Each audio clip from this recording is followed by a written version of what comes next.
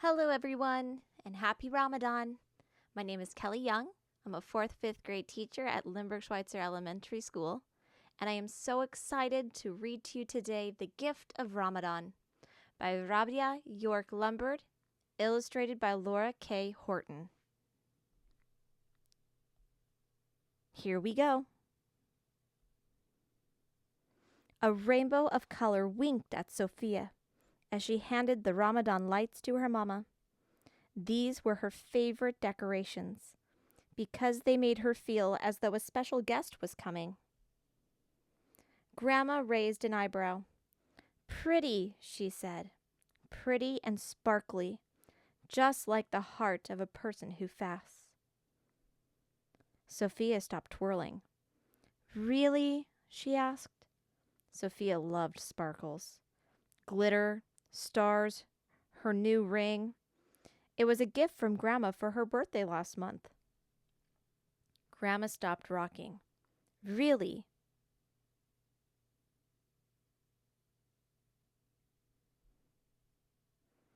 Sophia knew that fasting was not to eat or drink from sunup to sundown. Sophia loved food, but she also loved sparkles. She turned to her mama. "When does Ramadan begin?" Mama opened the curtain. Adam, Sophia's little brother, pointed to the sky. "Moon," he said. "That's right," Mama answered. "See how thin it is?" Sophia nodded. "That's the crescent moon, the beginning of a new month. Tomorrow is the first day of fasting." "Count me in," Sophia grinned.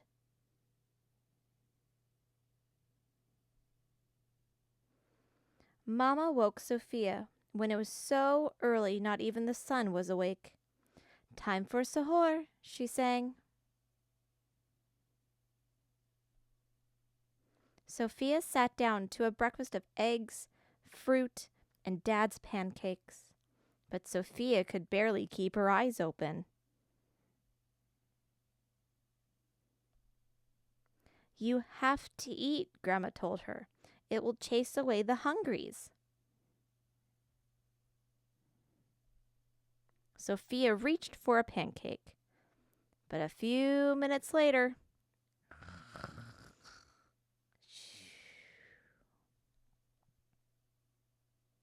"Time's up," Dad said. They got up from the table and unrolled the prayer rugs, one by one. Sophia tried her best to stay awake, but the moment her head touched the ground, sleep came over her. Mama reached forward to nudge her, but Grandma waved her finger to say, "Let her sleep." When Sophia woke for the second time, it was almost noon. Her tummy was empty. Her throat was dry. But even drinking water was against the rules. So Sophia decided to stay busy. She read for a while. She organized the clothes in her closet from least to most sparkly. And then she drew. But her tummy began to gurgle louder and louder. "Shh," Sophia said. "I'm drawing." She glanced down at her paper. "Yikes," she said. "I've got to get out of here."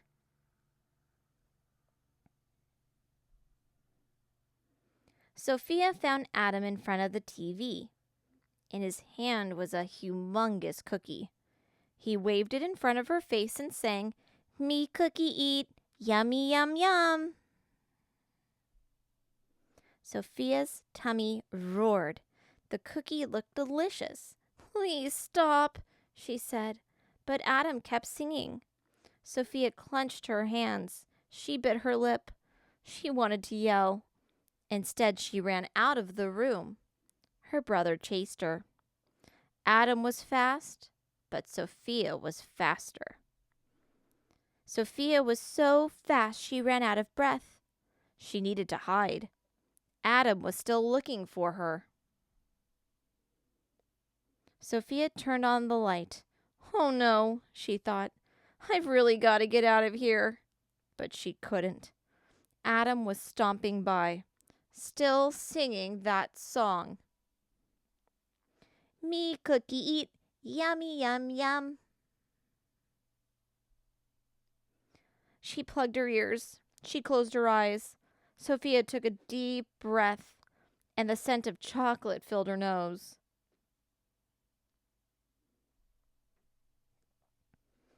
"What is this?" asked Grandma.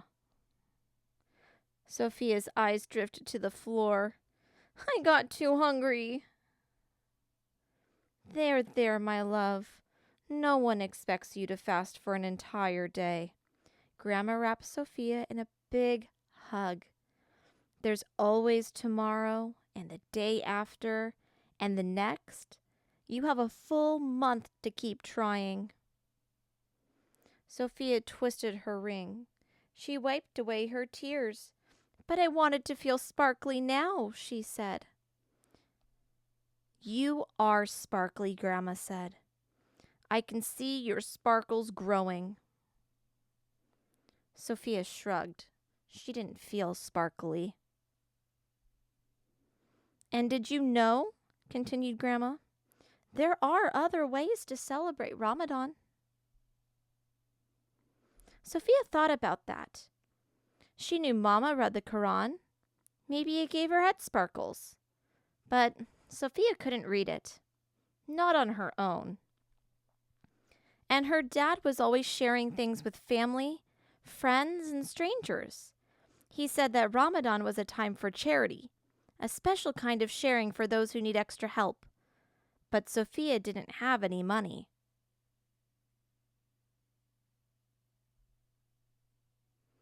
Sophia was about to give up when she glanced down at Grandma's hands. They were covered in flour. "What are you making?" she asked.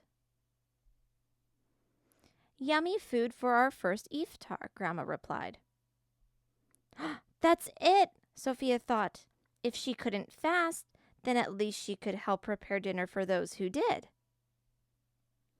"And I'm going to help."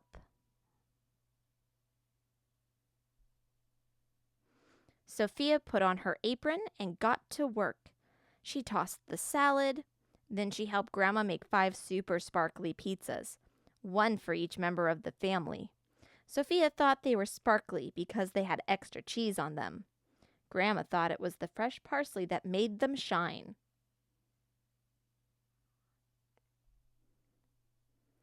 When the oven buzzed, Sophia jumped up from her chair. The pizzas were finally done. But when Grandma opened the oven, smoke billowed out. "Oh no," Sophia frowned.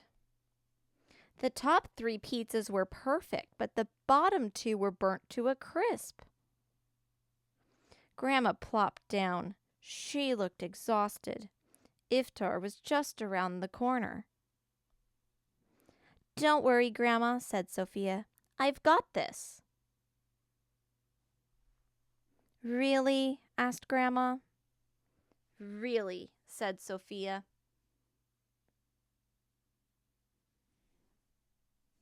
Sophia set the table.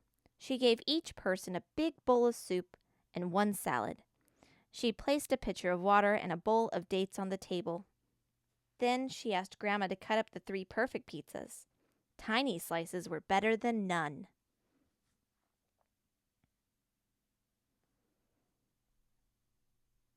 Sophia's family gathered around the table. They raised their hands and offered thanks. Then they drank water and ate a date.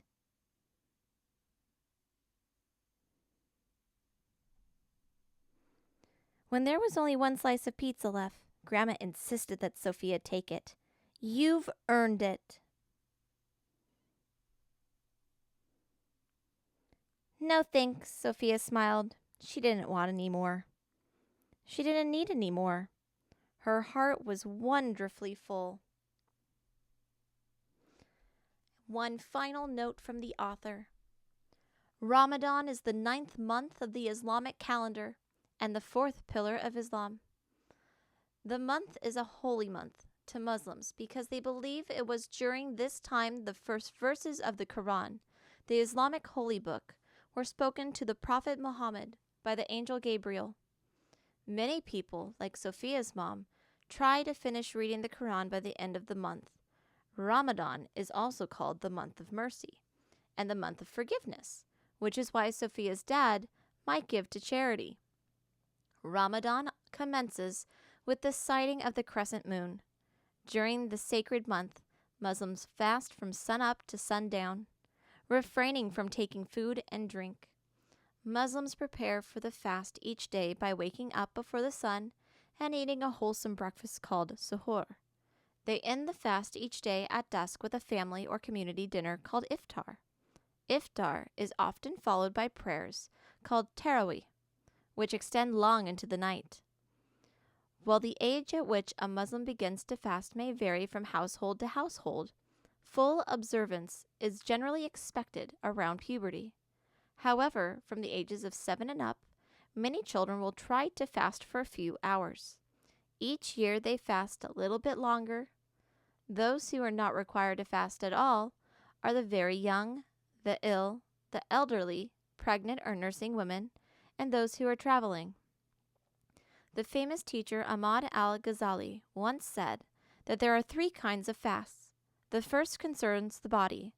This fast is the most basic fast and is explained above. The second includes the first, then adds to it the fast of one's action and speech. People watch closely what they do and what they say, like when Sophia refrained from yelling at her brother. The third kind of fast is the fast of the heart, to be utterly selfless. The month is about emptying oneself of all that is selfish, then filling oneself with all that is good, true, and beautiful, just like Sophia did. I hope you all enjoyed this wonderful book. Have a great day, and happy Ramadan, everyone.